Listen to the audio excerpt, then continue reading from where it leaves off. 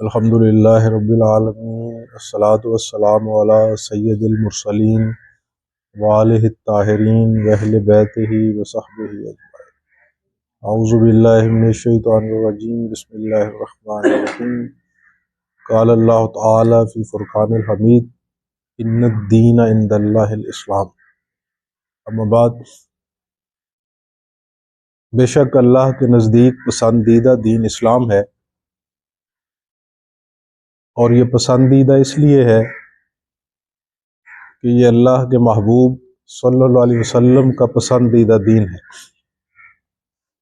یہ دین اعتدال ہے، دین توازن ہے۔ آج کی گفتگو بھی گزشتہ کئی نشستوں کی گفتگو کا تسلسل ہے۔ چند چیزیں اس گفتگو کے اندر ہم زیر بحث لانے کی کوشش کریں گے۔ جس طرح ہر شعبہ، ہر فن کے ماہر کی کچھ شرائط ہیں، ان شرائط پہ پورا اترے بغیر آپ اس فن کا ماہر تسلیم نہیں کرتے۔ مثلاً ایک بہترین درزی اسے کہتے ہیں جو کپڑے کو ضائع نہ کرے، سلائی اس کی جو ہے اس میں مضبوطی اور پرفیکشن ہو، اور کپڑا پہنا ہوا جسم کے ساتھ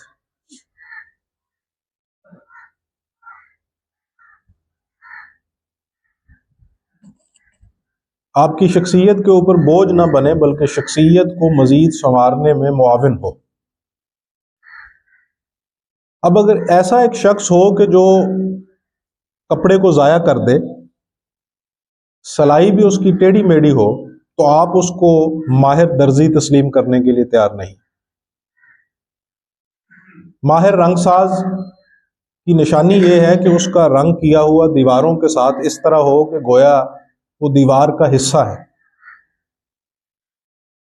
اگر آپ کسی رنگ ساز سے رنگ کروائیں اور وہاں پہ لائنیں لگی ہوں اور وہ جو رنگ ہے وہ نیچے کی طرف قطروں کی صورت میں بہہ رہا ہو، تو آپ اس کو ماہر رنگ ساز تسلیم کرنے کے لیے تیار نہیں ہوتے۔ کپڑے رنگنے والا بھی وہی شخص ماہر کہلواتا ہے جو کپڑے کو اس طرح رنگے کہ وہ رنگ کپڑے کا حصہ محسوس ہو۔ پھر یہ ان تمام مہارت تامہ کے اصول اور شرائط کے ساتھ ساتھ پھر یہ کیوں ہو گیا کہ ہم پیر کسی کو تسلیم کرنے کے لیے، مرشد کسی کو تسلیم کرنے کے لیے، ولی اللہ کسی کو تسلیم کرنے کے لیے، یا عالم دین تسلیم کرنے کے لیے شرائط بھول جاتے ہیں؟ اس کی بھی کچھ شرائط ہوں گی، ان شرائط کو بھی مد نظر رکھنا ضروری ہے۔ ولی اللہ کی بہت ساری شرائط ہیں، لیکن سب سے بڑی شرط وہ ہے جو نبی اکرم صلی اللہ علیہ وسلم نے بیان فرمائی۔ جب آپ سے پوچھا گیا کہ یا رسول اللہ ولی کسے کہتے ہیں، تو آپ نے فرمایا جس کو دیکھ کے خدا یاد آ جائے۔ یہ اس کی پہلی شرط ہے، یعنی ولی اس شخص کو کہتے ہیں جس کو دیکھ کے خدا یاد آ جائے۔ خدا کیوں یاد آ جائے؟ آپ کا ایک دوست ہے، آپ جاتے ہیں کسی اور ملک یا کسی اور علاقہ میں، وہاں آپ کو ہو بہو اسی کی شخص کا ایک شخص نظر آتا ہے۔ چونکہ شخص جو دوسرا آپ کو نظر آیا اس کی اور اس کی شکل میں مماثلت ہے، اس اور اس کی جسامت و قدامت میں مماثلت ہے، اس لیے آپ کہتے ہیں کہ اس کو دیکھ کے مجھے وہ یاد آ گیا۔ اب جب آپ صلی اللہ علیہ وسلم نے ارشاد فرمایا کہ ولی اسے کہتے ہیں جس کو دیکھ کے خدا یاد آ جائے، تو اس سے مراد ہے کہ اس شخص میں خدا کی صفات کی جلوہ گری کا عکس ہو، اس کا ظرف، اس کا تحمل، اس کی بردباری، اس کی صفات حمیدہ حق تعالیٰ کی صفات سے متصف ہوں۔ اس لیے فرمایا کہ اس کو دیکھ کے خدا یاد آ جائے۔ دوسری صفت جو ولی کی ہے، جس جگہ وہ پائی جائے سمجھو کہ وہاں ولایت پائی جا رہی ہے، چاہے وہ ولایت اپنے کسی درجہ پہ کیوں نہ ہو۔ وہ دوسری صفت یہ ہے کہ ولی کے قول اور فعل میں تضاد نہیں ہوتا۔ امام جعفر صادق علیہ السلام سے کسی نے پوچھا کہ آپ کو زندگی میں سب سے مشکل ترین کام کون سا محسوس ہوا، تو آپ نے فرمایا اپنے علم کے اوپر عمل کرنا. اپنے علم کے اوپر عمل کرنا یہ دنیا کا سب سے مشکل ترین کام. جس شخص کے پاس علم ہو اس کو عالم کہتے ہیں، اور جس شخص کا اس علم کے اوپر عمل ہو اس کو عامل کہتے ہیں، اور جس شخص کے عمل میں اخلاص ہو اس کو ولی اللہ کہتے ہیں. یہ ولی کی دوسری شرط ہے، یہ ولی کی دوسری صفت. تیسری صفت جس جگہ پائی جائے سمجھو وہاں ولایت ہے، چاہے وہ شخص آپ کے پیمانوں پہ پورا نہ اترے لیکن وہ شخص ولی اللہ ہے، چاہے وہ جس درجہ کا بھی. اور وہ تیسری شرط یہ ہے کہ اس کی خلوت اور جلوت، اس کی محفل اور تنہائی، اس کا دن کا اجالا اور رات کا اندھیرا یکساں ہو، اس میں فرق نہ ہو.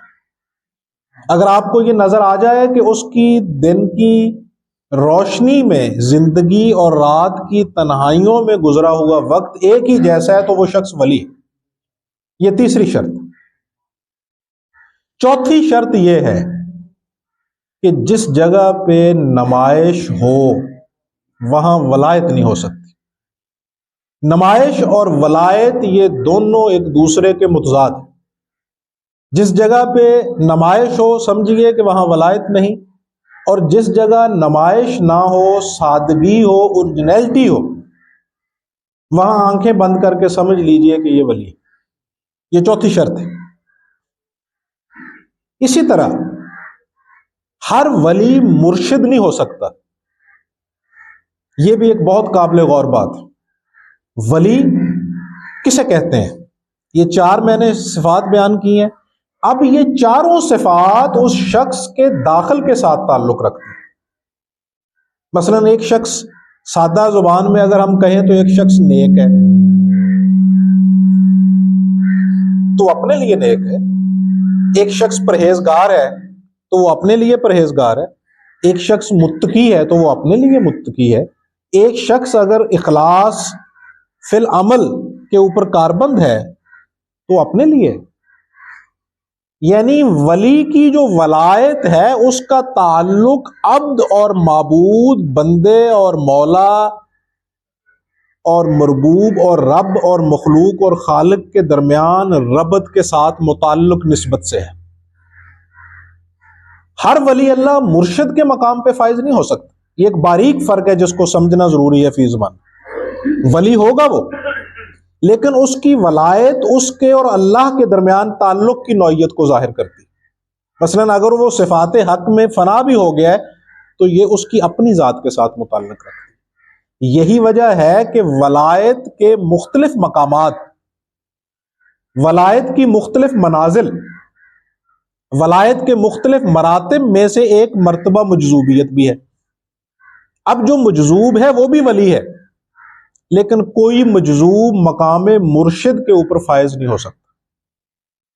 کوئی مجذوب صاحب ارشاد نہیں ہو سکتا. تمام صوفیاء اس بات کے اوپر متفق ہیں. یہ وہ نظریہ ہے، یہ وہ عقیدہ ہے جو متفقن علیہ ہے تمام اولیاء اور صوفیاء کے نزدیک. وہ یہ کہتے ہیں کہ کوئی بھی مجذوب مرشد کے مقام پہ فائز نہیں ہو سکتا. وہ اس لیے نہیں ہو سکتا کہ جو مجذوب ہے وہ اپنی کیفیات سے مغلوب الحال ہے. وہ ان پہ غالب نہیں آ سکا، بلکہ اس کی کیفیات جو ہیں وہ اس پہ غالب آ گئی. اور اس میں بھی مجذوب جو ہیں وہ دو طرح کے ہیں.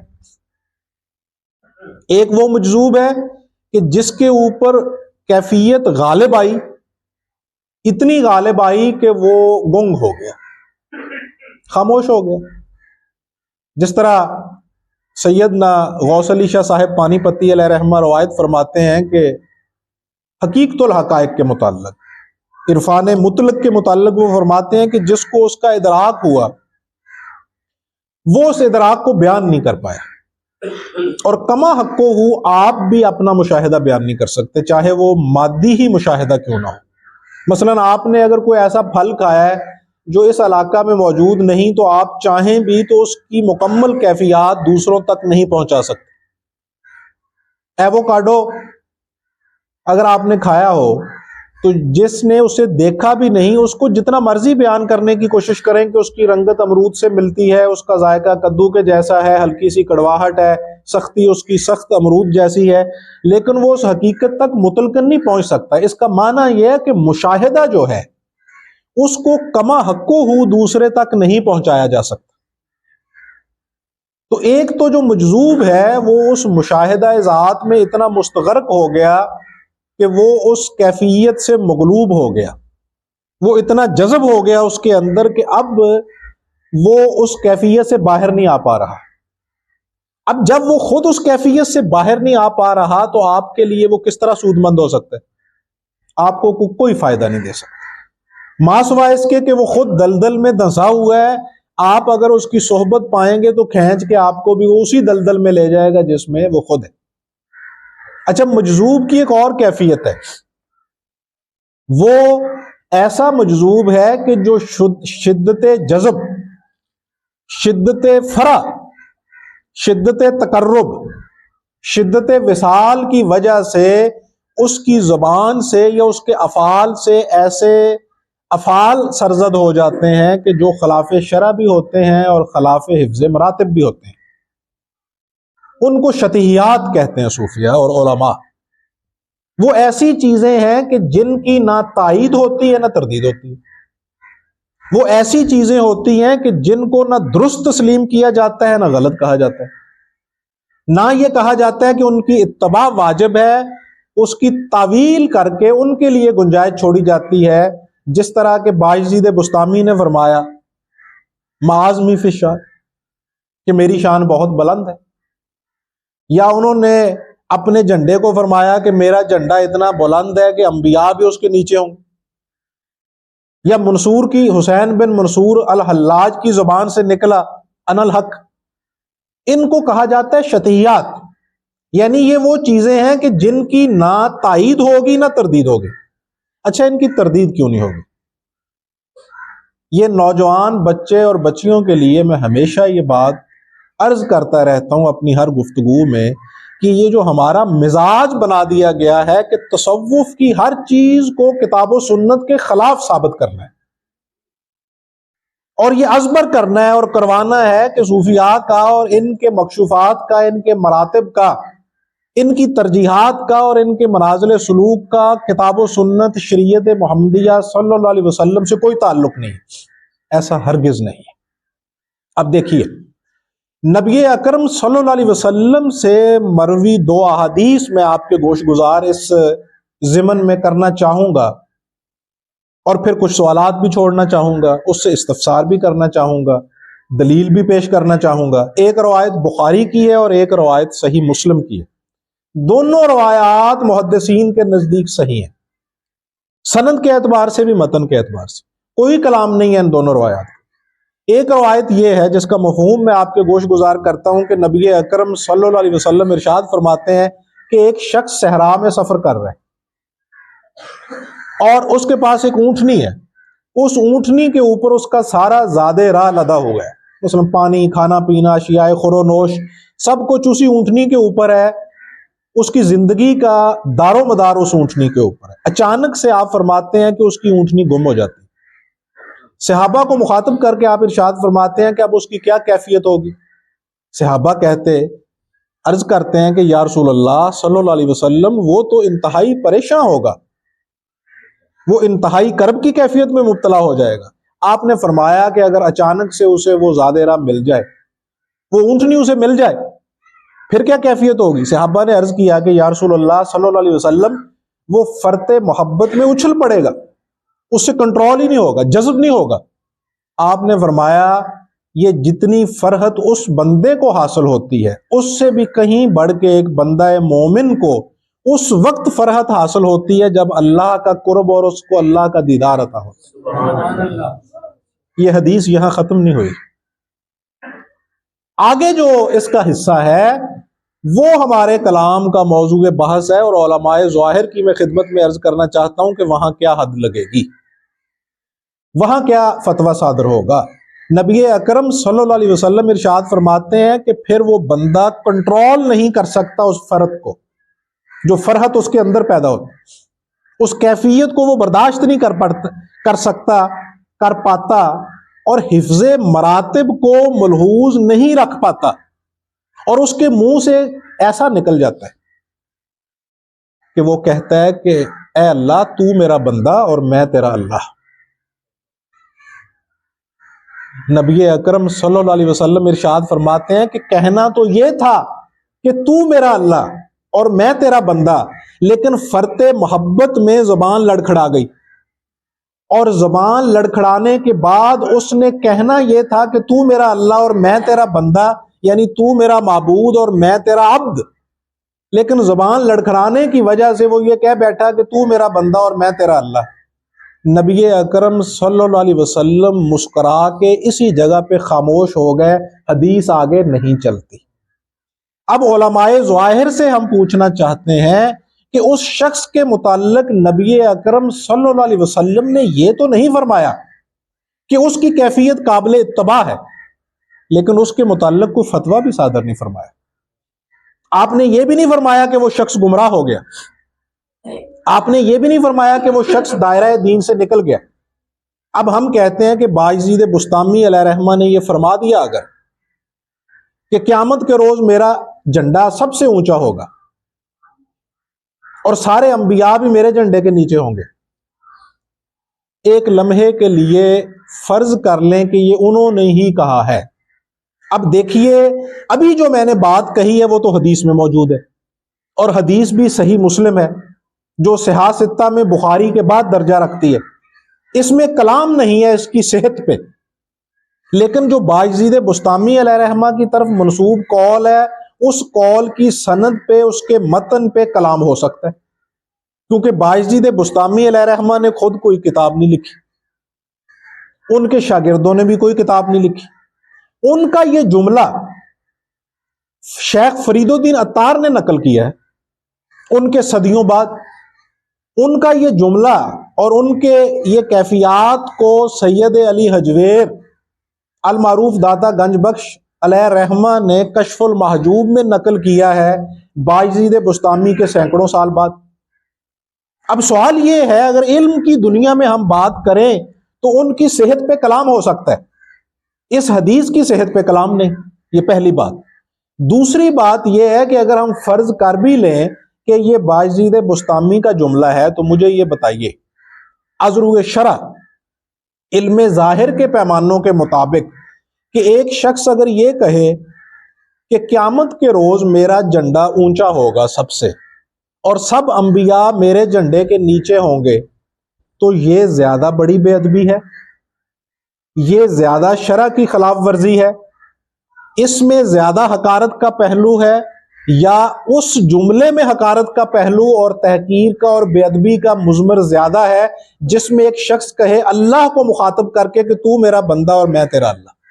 یہ آپ فیصلہ کر لیجیے کہ دونوں میں سے بے ادبی زیادہ کدھر پائی جاتی ہے۔ اگر ہم مان بھی لیں بالفرض محال اس کی سند پہ کلام نہ کرتے ہوئے ہم مان لیں کہ یہ واقعتاً بایزید بسطامی نے کہا، جبکہ قرآن و حدیث ہمیں حسن ظن کا حکم دیتی ہے کہ مومن وہ ہے جو حسن ظن رکھے، اور بایزید بسطامی اور جنید بغدادی اور سید عبد القادر جیلانی رضوان اللہ علیہم اجمعین یہ وہ شخصیات ہیں جن کی ولایت پہ اجماع امت ہے، اجماع امت ہے۔ مجموعہ الفتاوی ابن تیمیہ دیکھیے اٹھا کے، امام تقی الدین ابن تیمیہ سے استفسار کیا گیا جنید بغدادی کے متعلق تو انہوں نے فرمایا کہ وہ سید الطائفہ ہیں اور ان کی ولایت پہ اجماع امت۔ امام ابن تیمیہ سے فتویٰ پوچھا گیا شیخ عبد القادر جیلانی کی ولایت اور آپ کی کرامات کے متعلق، امام ابن تیمیہ نے فرمایا اپنے فتویٰ کے اندر کہ شیخ عبد القادر جیلانی علیہ رحمہ کی کرامات حد تواتر تک پہنچی ہوئی ہیں، ان پہ اجماع امت۔ ابن حجر اسقلانی نے بایزید بسطامی کو امام العارفین لکھا ہے، امام ابن تیمیہ نے بایزید بسطامی کو امام العارفین لکھا، شیخ الاکبر محی الدین ابن عربی نے انہیں عرفاء سے لکھا ہے، دیوبند کے علماء نے بایزید بسطامی کو امام العارفین لکھا ہے۔ بریلی کے علماء نے انہیں امام العارفین لکھا۔ فتاوی اہل حدیث دیکھیے، بایزید بسطامی کو انہوں نے امام العارفین لکھا۔ جب ایک شخص کی ولایت پہ اجماع امت ہوگا تو پھر اس کے قول کی تعویل ہوگی، اور تعویل یہ ہوگی کہ ہم اس کی نہ تائید کریں گے نہ تردید کریں گے، ہم کہیں گے کہ فرط محبت میں اس کی زبان سے یہ جملہ نکلا۔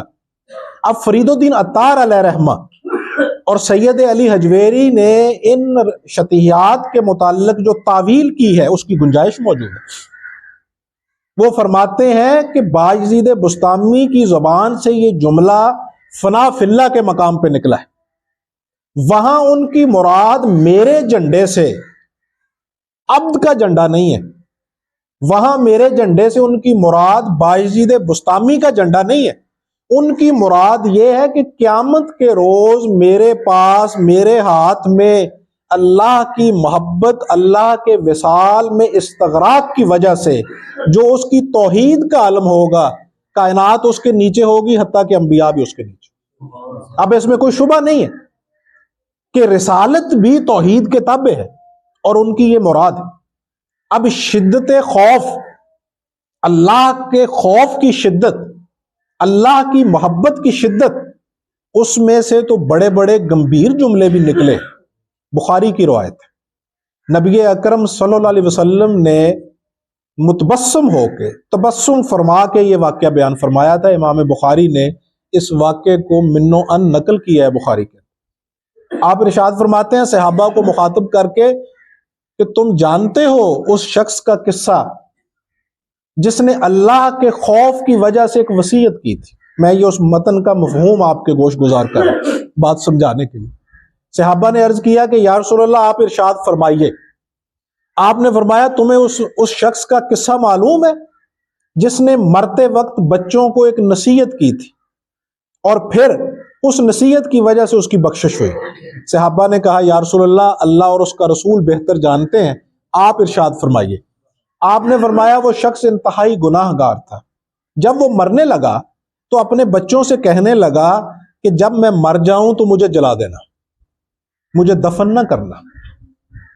اب یہ صوفیاء کی محبت کے غلبہ میں کہی ہوئی باتیں اور غلبہ محبت میں کیے گئے افعال وہ تو بہت نچلے درجے کے ہیں۔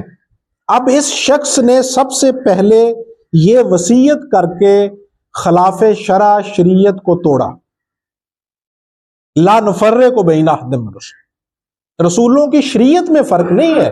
یہ جو ناسخ و منسوخ ہے یہ حالات کے تناظر میں کہ ایک نبی کے زمانہ میں ایک امت میں حالات کچھ اور طرح کے تھے، بعد میں ایک نبی صاحب شریعت رسول اول العزم پیغمبر صاحب کتاب نبی کی امت جو تھی اس کے حالات بدل گئے، تو شریعت کے قوانین کے اندر بھی تبدل آ گیا، تغیر آ گیا۔ شریعت نہیں منسوخ ہوتی، نہ کوئی شریعت ناسخ کرتی ہے۔ ناسخ و منسوخ کا یہی معنی ہے کہ حالات کے تناظر میں حکم کی نوعیت بدل جاتی ہے، ہم ان میں فرق نہیں کرتے۔ اب اس نے پہلا حکم یہ توڑا کہ بچوں کو خلاف شرع وصیت کی۔ تمام فقہاء اس بات پہ متفق ہیں کہ ایسی وصیت جو شریعت کے خلاف ہو وہ ناقابل عمل ہوتی۔ دوسرا، اس شخص نے اپنے بچوں سے کہا کہ جب میں مر جاؤں تو مجھے جلا دینا، پھر جب میں جل جاؤں تو میری خاک کو ذرہ ذرہ کر کے ہوا میں اچھال دینا۔ اب پھر اس حدیث کا متن میں عرض کر رہا ہوں۔ بچوں نے پوچھا کیوں؟ اس نے کانپتے ہوئے کہا، خوف زدہ ہو کے ڈرتے ہوئے اس نے کہا کہ میں بہت گناہ گار ہوں، اگر اللہ کے ساتھ میرا آمنا سامنا ہو گیا، اگر اللہ کے میں پیش نظر ہو گیا، اللہ کے میں پیش خدمت ہو گیا، اللہ کے سامنے ہو گیا، تو اس نے مجھے چھوڑنا نہیں ہے۔ میرے گناہ اتنے زیادہ ہیں، میرے گناہ اتنے زیادہ ہیں کہ اللہ مجھے بالکل نہیں بخشے گا، وہ مجھے سب سے سخت عذاب دے گا۔ بخاری شریف کی حدیث کے یہ لفظ ہیں کہ وہ مجھے ایسا عذاب دے گا کہ اس نے ایسا عذاب کائنات میں کسی کو نہیں دیا ہوگا۔ حدیث ختم نہیں ہوئی، سرکار دو عالم صلی اللہ علیہ وسلم ارشاد فرماتے ہیں متبسم ہو کے، تبسم کے ساتھ مسکراہٹ ہے آپ کے چہرہ انور پہ، آپ فرماتے ہیں جانتے ہو پھر کیا ہوا؟ صحابہ نے عرض کیا یا رسول اللہ صلی اللہ علیہ وسلم آپ ارشاد فرمائیے۔ آپ نے فرمایا اس کے بچوں نے اس کی وصیت پہ عمل کیا، انہوں نے اسے جلا دیا۔ جلانے کے بعد جب وہ خاک ہو گیا، ذرات میں منقلب ہو گیا، تو انہوں نے اس کی خاک کو ہوا میں بکھیر دیا۔ انہوں نے عمل کیا۔ صحابہ نے پھر عرض کیا، مفہوم عرض کر رہا ہوں حدیث کا، صحابہ نے پھر عرض کیا یا رسول اللہ پھر کیا ہوا؟ آپ نے پھر تبسم فرما کے، آپ کے چہرے پہ مسکراہٹ تھی، آپ نے فرمایا اللہ نے فرمایا فرشتوں سے، اللہ نے ارشاد فرمایا ہوا سے، اللہ نے حکم دیا زمین کو کہ اس کے وجود کا ایک ذرہ بھی کہیں چھپا اور پوشیدہ نہیں رہنا چاہیے، اکٹھا کرو، اسے اکٹھا کرو۔ ایک ایک ذرہ سرکار دو عالم صلی اللہ علیہ وسلم ارشاد فرماتے ہیں کہ اس کے وجود کا ایک ایک ذرہ اکٹھا ہوا۔ ہوا کو حکم دیا اللہ نے کہ تیرے اندر بھی اگر اس کا کوئی ایک حصہ، اس کا جز بھی موجود ہے، وہ بھی سمیٹ۔ آپ صلی اللہ علیہ وسلم ارشاد فرماتے ہیں اس کا پورا وجود سمٹا اور اللہ کے سامنے پیش ہو گیا۔ اب آپ فرماتے ہیں پھر آپ کے چہرہ انور پہ تبسم ہے۔ اسی انداز میں آپ فرماتے ہیں اللہ نے اس شخص سے پوچھا یہ حرکت کیوں کی، کیوں کیا ایسا؟ یہ تو نے کیوں وصیت کی ہے اپنے بچوں کو کہ میں جب مر جاؤں تو مجھے دفن نہ کرنا، مجھے جلا دینا، میری خاک کو بہا دینا، ہوا میں اڑا دینا؟ نبی اکرم صلی اللہ علیہ وسلم ارشاد فرماتے ہیں کہ وہ اس کے وجود پہ کپ کپی تاری تھی، وہ لڑکھڑا رہا تھا، آنکھوں سے آنسو رواں تھے، اور اس نے کہا اے الہ العالمین تیرے خوف کی وجہ سے میں تیرا سامنا نہیں کر سکتا تھا۔ نبی اکرم صلی اللہ علیہ وسلم مسکرائے اور آپ نے فرمایا پھر معلوم ہے کیا ہوا اس کے ساتھ؟ صحابہ نے عرض کیا یا رسول اللہ کیا ہوا؟ آپ نے فرمایا اللہ نے اس کی بخشش کر دی، کیونکہ اس کا جو فعل تھا چاہے وہ خلاف شرع تھا، چاہے وہ خلاف شرع تھا، لیکن اس کے اندر جو بنیاد تھی وہ خوف الہی تھی، وہ خشیت الہی تھی، وہ للہیت تھی۔ اب دیکھیے ان لوگوں کے تقوی کا کیا عالم ہے، ان لوگوں کے تقوی کا کیا عالم ہے۔ بایزید بسطامی علیہ رحمہ فرماتے ہیں، یعنی ان کلامات پہ فتویٰ صادر کرنے سے پہلے بخاری کی اس روایت کو پیش نظر رکھیں کہ نبی اکرم صلی اللہ علیہ وسلم نے یہ ارشاد نہیں فرمایا کہ وہ شخص شدت خوف میں مبتلا ہو کہ یہ فعل کر بیٹھا ہے تو تم بھی کرو، لیکن اس کا جو حال تھا اور اس کا کال تھا وہ یکساں تھے، ان میں تضاد نہیں تھا، اس لیے آپ نے اس کی اقتداء کا بھی حکم نہیں دیا اور اس کی نفی بھی نہیں فرمائی۔ اب جن لوگوں کی اتباع سنت اور نبی اکرم صلی اللہ علیہ وسلم سے محبت کا یہ عالم ہو کہ وہی بایزید بسطامی علیہ رحمہ یہ فرماتے ہیں کہ اللہ نے مجھے آسمانوں کی سیر کروائی۔ آپ فرماتے ہیں کہ میں نے انفس و آفاق کا مطالعہ بھی کیا اور اللہ نے مجھے اتنا عروج بخشا کہ میں نے اس کی سیر بھی کی۔ آپ فرماتے ہیں کہ میں ہفت اقلیم سے باہر نکل گیا۔ آپ سادہ زبان میں یہ سمجھ لیجئے کہ ساتوں زمینوں کی بھی میں نے سیر کی، ساتوں آسمانوں کی بھی میں نے سیر کی۔ میں نے اتنے بلند مقام پہ میں فائز ہو گیا، اتنے بلند مقام پہ میں چلا گیا کہ سارے مقامات اس سے نیچے رہ گئے۔ لیکن وہ فرماتے ہیں بایزید بسطامی علیہ رحمہ کہ اس مقام پہ بھی جا کے مجھے معلوم ہوا کہ اے با یزید تیرا نفس کلیتاً فنا کے مقام پہ فائز نہیں ہوا، ابھی بھی تیرا ارادہ باقی ہے، تجھ میں حسد کی کیفیت بھی پائی جاتی ہے، تجھ میں کبر کی کیفیت بھی پائی جاتی ہے، تو ابھی تکبر میں بھی مبتلا ہے، تجھے ابھی تک فنا فی اللہ کا مقام حاصل نہیں ہوا۔ یہ بایزید بسطامی خود روایت کرتے ہیں، اور اس روایت کو فرید الدین عطار اسی باب میں لائے ہیں جس میں وہ ان کی شتیحات ڈسکس کرتے ہیں، یہ بتانے کے لیے کہ وہ کس درجہ کے متبع سنت ہیں، وہ کس درجہ کے محب مصطفیٰ صلی اللہ علیہ وسلم ہیں، وہ کس درجہ کے عاشق رسول صلی اللہ علیہ وسلم۔ بایزید بسطامی فرماتے ہیں کہ اس مقام پہ جا کے بھی میرے سارے حجابات نہیں اٹھے۔ میں نے اللہ کی بارگاہ میں عرض کیا کہ کیا ہوا؟ میں نے اتنے مقامات طے کر لیے، اتنی سیر کر لی، اتنی منازل طے کر لی، لیکن ابھی تک بھی مجھے حق کیوں حاصل نہیں ہوا؟ میرا اپنے نفس کے اوپر کنٹرول کلیتاً کیوں نہیں ہوا؟ تو وہاں باجید بسطامی علیہ رحمہ کہتے ہیں کہ مجھے آواز آئی اللہ کی بارگاہ کی کہ وہ مقام قرب، مقام فنا، تقرب اللہ کی وہ منزل جس کو تو چاہتا ہے، وہ صرف ایک صورت میں حاصل ہوتی ہے کہ مصطفیٰ صلی اللہ علیہ وسلم کی خاک پاک کو اپنی ذات راہ بنا لے۔ ان کے جو قدموں کی خاک ہے اس کی اپنی آنکھوں کا اس کو سرما بنا، اس کو اپنے لیے نشان منزل قرار دے، اس کو اپنے لیے منزل قرار دے، تو پھر تجھے جا کے وہ مقام حاصل ہوگا۔ تو یہ جو مجذوب ہے یہ قابل تقلید نہیں ہے، یہ قابل اتباع نہیں ہے۔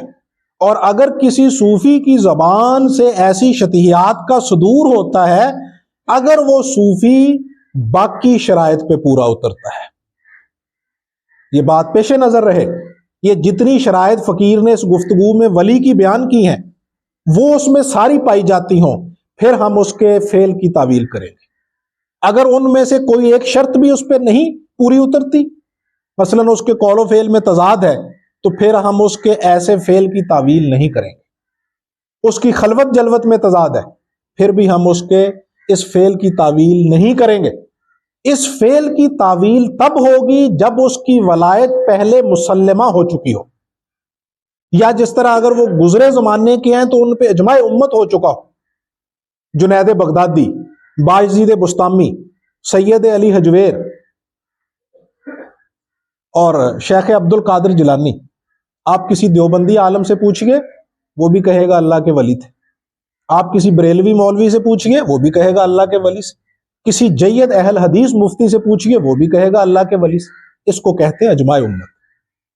چاہے ان کا آپس میں اختلاف ہے، چاہے ان کے آپس میں نظریاتی طور پہ مختلف ہی ہے، افعال و نظریات ہیں، لیکن ان شخصیات پہ اجماع ہو چکا ہے۔ جب ان پہ اجماع ہو گیا ہے تو پھر ان کے قول کی ہم تعویل کریں گے،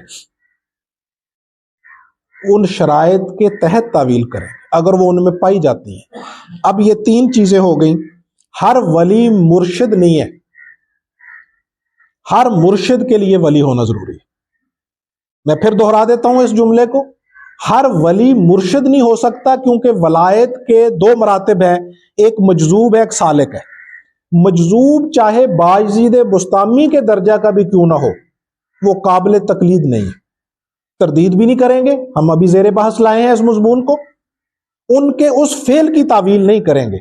باجید بسطامی سے جو سلسلہ چلا ہے، سلسلہ بسطامیہ، سلسلہ شتاریہ، اسی سلسلے کی ایک شاخ کے بزرگ تھے حضرت شاہ عنایت قادری شتاری علیہ رحمہ، بابا بلے شاہ، سید عبداللہ شاہ ان کا نام تھا اور معروف ہیں بلے شاہ کے نام سے۔ یہ شتاری سلسلہ جو ہے، جس کے یہاں پہ سرخیل تھے، حضرت شاہ مدار بھی تھے اور حضرت عبداللہ شتار بھی تھے اور حضرت شاہ عنایت قادری علیہ رحمہ، یہ اسی بسطامیہ سلسلے کی ایک شاخ ہے۔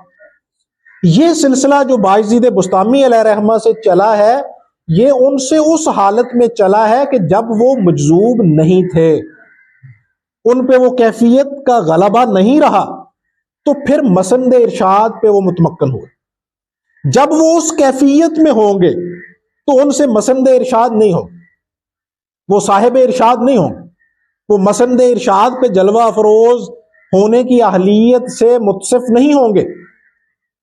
ولی، ہر ولی مرشد اس لیے نہیں ہو سکتا کہ ولی میں مجذوب بھی ہے، سالک بھی ہے۔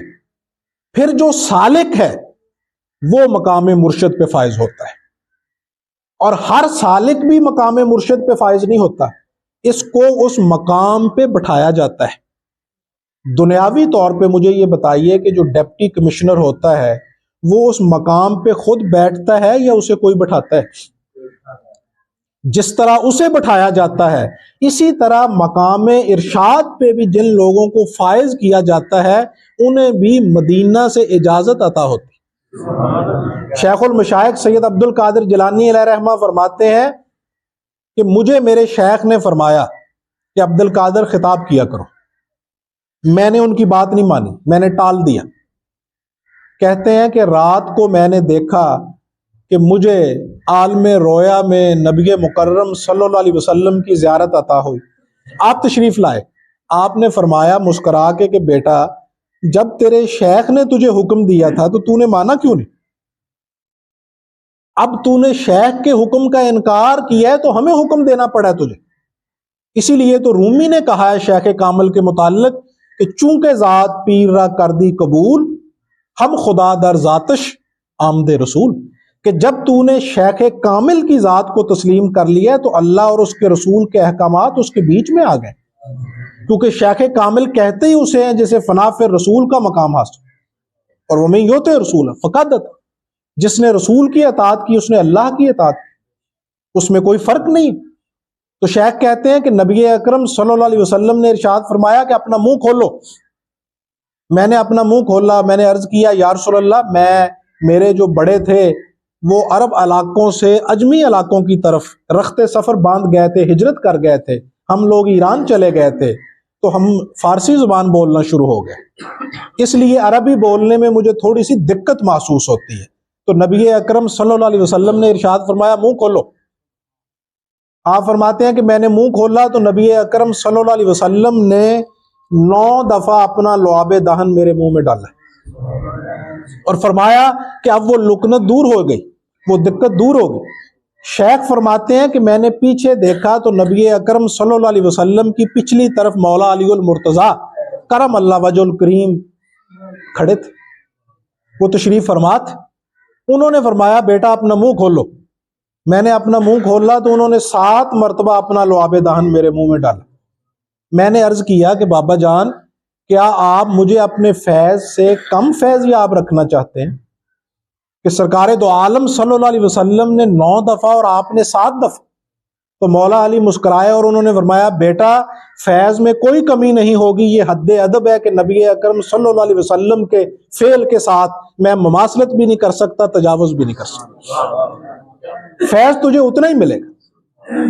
یہ مسند ارشاد کے اوپر فائز کیا جاتا ہے، اور مرشد جو ہے وہ اس کے لیے یہ ضروری ہے کہ علم دین ظاہری کے اوپر بھی اس کی دسترس اتنی کامل ہو۔ یہ شرائط تمام فقہائے امت نے جمع کی، تمام علماء امت نے جمع کی ہے کہ اس کی علم دین کے اوپر بھی، یعنی وہ جو شرائط میں نے ولی والی ابتدان بیان کی ہیں وہ سب اس میں موجود ہوں گے۔ یہ اب جب ولی وہ سالک بھی ہوگا، سالک کے بعد وہ مقام مرشد کے اوپر فائز ہوگا۔ مرشد کہتے ہیں رہنمائی دینے والے کو، مرشد کہتے ہیں رہنمائی لینے والے کو۔ اس تلفظ کو بھی ذہن نشین کر لیجیے، یعنی مرشد جسے ہم کہہ دیتے ہیں اسے مرید کہا جاتا ہے۔ مرشد کہتے ہیں رہنمائی دینے والا، مرشد کہتے ہیں رہنمائی لینے والے کو۔ اب جو اس کی تیسری شرط ہے، پہلی شرائط ولایت والی، دوسری شرائط کہ وہ سالک ہوگا، اس کی آنکھوں میں مازاغ البصر کا سرما ہوگا، وہ کبھی نہیں بھٹکے گا، نبی اکرم صلی اللہ علیہ وسلم کے قدم پہ ہوگا، وہ سمندر کے سمندر پی جائے گا، اور سعید و طائفہ جنید بغدادی علیہ رحمہ کی طرح پھر بھی فرمائے گا حل میں مزید، حل میں مزید۔ وہ سمندر کے سمندر پی کے بھی بہکے گا نہیں، اس کی زبان سے کبھی بھی ایسا جملہ نہیں نکلے گا، وہ ہر آن یہی کہے گا کہ انا عبد انا عبد انا عبد، متاع بے بہا ہے درد سوز و آرزو مندی، مقام بندگی دے کر نہ لوں شان خدا بند۔ وہ ہر وقت عبدیت کے مقام پہ کھڑا رہے گا، یہ سلوک کی منزل ہے۔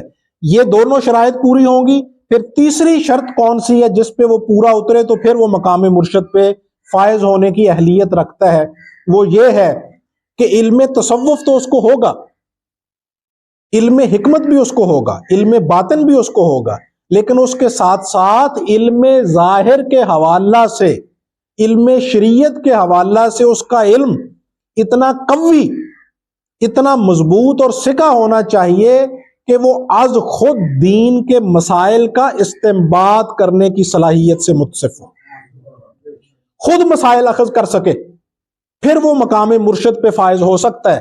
اس کا علم اس درجے کا ہو کہ امام شیرانی علیہ رحمہ فرماتے ہیں کہ ہم نے بڑے بڑے مشائخ اور علماء دیکھے، کوئی ایک علم پڑھاتا ہے، کوئی 2 علوم پڑھاتا ہے اپنے مدرسے کو 3 علوم پڑھاتا ہے، لیکن وہ کہتے ہیں کہ ہم نے شیخ المشائخ سید عبد القادر جیلانی علیہ رحمہ کا یہ مقام دیکھا کہ 400 علوم آپ اپنے مدرسہ میں پڑھاتے تھے اور اکیلے ہی پڑھاتے تھے، تمام علوم پہ آپ کی دسترس۔ محدث ابن جوزی جیسا شخص جو آپ کا سب سے بڑا ناقد تھا، آپ کے ساتھ گفتگو کے لیے آپ کی مجلس میں حاضر ہوا، قرآن کی ایک آیت پڑھی اور عرض کیا کہ اس کی تفسیر بیان فرمائیں۔ آپ نے تفسیر بیان کی، محدث ابن جوزی نے کہا جانتا ہوں۔ دوسری آپ نے تفسیر بیان کی، اس نے کہا جانتا ہوں۔ تیسری تفسیر آپ نے بیان کی، اس نے کہا جانتا ہوں۔ 17 تفاسیر آپ نے بیان کی، محدث ابن جوزی ہمیشہ کہتا رہا اپنے تلامذہ کو مخاطب کر کے جانتا ہوں جانتا ہوں، یہ بھی معلوم ہے، یہ بھی معلوم ہے۔ جب 17 تفاسیر ہو گئی، 18ویں تفسیر آپ نے بیان کی تو محدث ابن جوزی نے کہا میں نہیں جانتا۔ 19ویں آپ نے بیان کی، اس نے کہا میں نہیں جانتا۔ 22ویں پہ آپ گئے تو اس نے کہا میرے پر جلنا شروع ہو گئے۔ 40 تفاسیر آپ نے اس آیت کی بیان کی اور اسی محدث ابن جوزی نے اٹھ کے آپ کی دست بوسی کی اور اس نے کہا میرے پر جل گئے، میرے علم کا یہاں پہ میرے علم کی پرواز ہی منقطع ہوگی اور وہ ختم ہو گیا۔ اس درجہ علم پہ جو فائز ہو شخص، وہ مقام مرشد پہ متمکن ہونے کی اہلیت رکھتا ہے۔ اس گفتگو کو میں اسی پیغام کے ساتھ سمیٹتا ہوں کہ آج جن لوگوں نے نظر بندی، دھوکہ، فراڈ کو کرامتوں کا نام دے دیا اور اپنے لباس کو، اپنی روایت کو اور صوفیہ کا طرز بنا کے انہوں نے اس کو ولایت کا نام دے دیا، پھر ان کو کیوں مرشد تسلیم کر لیا گیا؟ ان کو ہم کیوں ولی مان کے بیٹھ گئے؟ جہاں ولایت ہوگی وہاں نمائش نہیں ہوگی، اور کرامت جو ہے یہ اللہ کا کرم ہوتا ہے، یہ اللہ کے کرم کے نتیجہ میں ہوتی ہے۔ اور جب کرامت کا صدور ہوتا ہے، آصف بن برخیہ سے کرامت کا صدور ہوا، آنکھ جھپکنے سے پہلے وہ ملکہ بلقیس کا تخت انہوں نے سیدنا سلیمان علیہ السلام کی خدمت میں حاضر کر دیا، کیا یا نہیں؟ لیکن اس کے بعد کیا کہا انہوں نے؟ ھذا من فضل ربی، کہ یہ میرے رب کا فضل ہے۔ جو شخص یہ کہتا ہے کہ ہم کرامت دکھا سکتے ہیں، یہ ہم نے کرامت دکھائی، ہماری خانقاہ سے کرامتیں دکھائی جا رہی ہیں، وہ شخص ولایت تو دور کی بات ہے، اس نے تو ابھی مقامات ایمان بھی طے نہیں کی، کیونکہ مومن بھی قرآن و حدیث کا یہ متفقہ فیصلہ ہے کہ مومن ہر خیر کو اللہ کی طرف منسوب کرتا کہ یہ اللہ کی طرف سے ہے، اور ہر برائی کو وہ اپنے نفس کی طرف منسوب کرتا، وہ یہ کہتا ہے۔ اور یہی ربنا ظلمنا انفسنا، حضرت آدم علیہ السلام کی زبان سے یہ صادر کروا کے قرآن نے ہمیں یہ تعلیم دی ہے کہ اللہ اپنے نفس پہ جب بھی ظلم کیا میں نے کیا، جب بھی مجھ سے برائی کا صدور ہوا مجھ سے ہوا، اور میرے وجود سے جو بھی خیر پہنچی کسی کو، جو بھی بلائی پہنچی وہ تیرے اذن سے پہنچی۔ تو اس بات کے اوپر متنبہ ہو جائیں، اس بات کو اپنے لیے پابندی اور لازم کر لیں کہ جس کے اندر یہ شرائط موجود نہ ہو کہ وہ پابند شرع ہو، اتباع سنت اس کا اوڑھنا بچھونا ہو، علم اس کی روایت ہو، تحقیق اس کی روایت ہو، حکمت سے وہ مملو ہو، اس کے علاوہ کسی شخص کو مرشد کے مقام پہ دور کی بات، ولایت کے ادنا ترین مقام سے بھی متصف سمجھنا پرلے درجے کی جہالت ہے۔ اللہ توفیقات میں اضافہ فرمائے۔ وما علینا الا البلاغ۔